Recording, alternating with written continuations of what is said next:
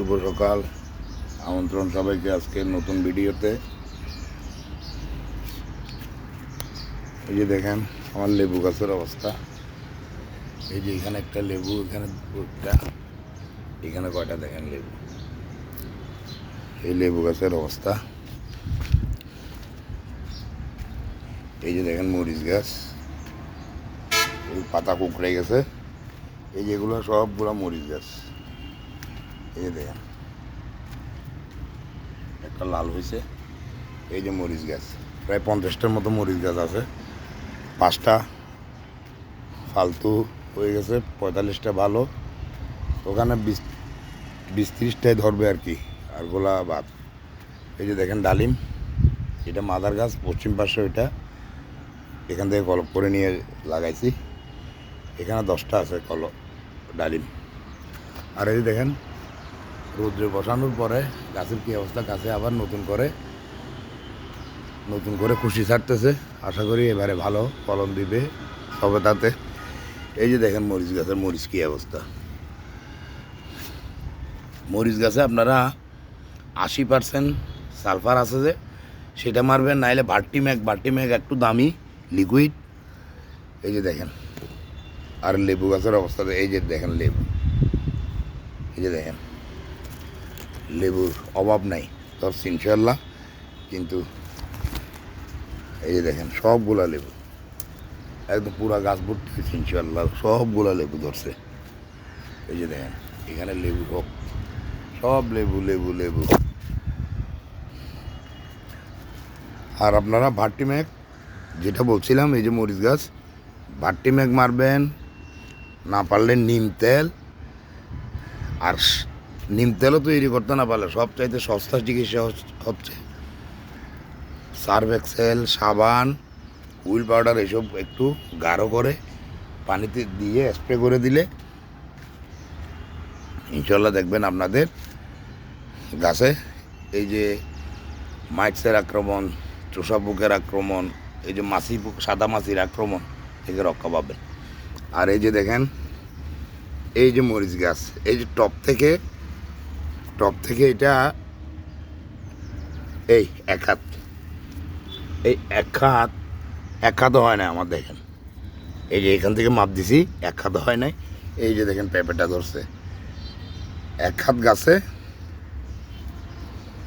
এই পেঁপে ধরছে দেখছেন।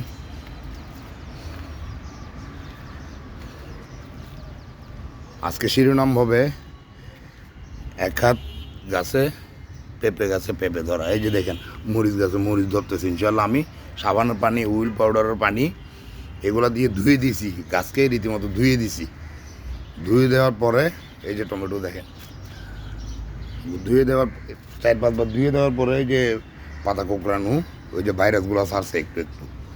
আর এই যে দেখেন আমি আপনাদের কাছে মরিচ গাছ আর ওই যে পেঁপে গাছটা দেখালাম। এই যে এখানেও দেখেন মরিচ গাছ, এই যে এখানেও পশ্চিম পাশেও আছে মরিচ গাছ।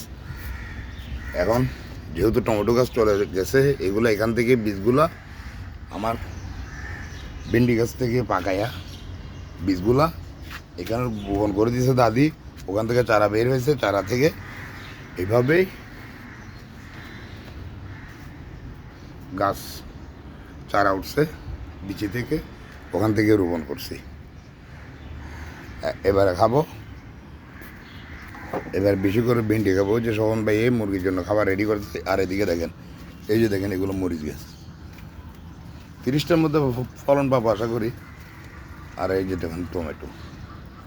আর এদিকে আমাদের আঞ্চলিক ভাষায়, অন্যান্য অঞ্চলে কী মরিচ বলতে পারবো না, এগুলো আমাদের আঞ্চলিক ভাষায় এগুলোকে ধান্য মরিচ বলে।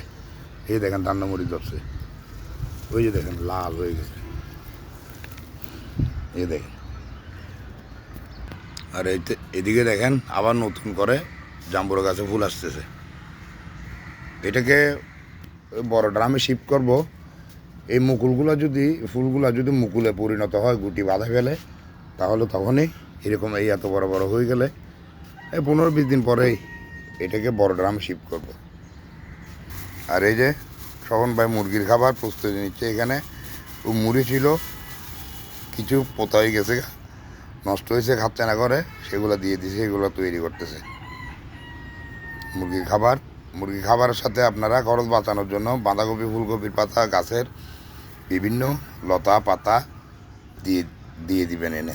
আর এদিকে দেখেন এখানে দানাদার খাবার দিছে, আর চিরা কুড়া দিছে, এখানে তরমুজ আছে, মুড়ি আছে, এখানে কাঁচার মধ্যে আপনার বাঁধাকপি ফুলকপির পাতা আছে, এবং এই যে দানাদার খাবারের মধ্যে লেয়ার লেয়ার ভুট্টা ভাঙা, গম, ধান, সয়াবিন মিল, সরিষার খোল। এই মুরগি খাবার খরচ বাঁচাতে আপনারা এভাবে ব্যবহার করতে পারেন। তো ঠিক আছে, ভালো থাকেন সবাই। আজকের ভিডিও এই পর্যন্ত। মুরগিগুলো দেখায় আপনাদের কাছ থেকে বিদায় নেব। খোদা হাফেজ।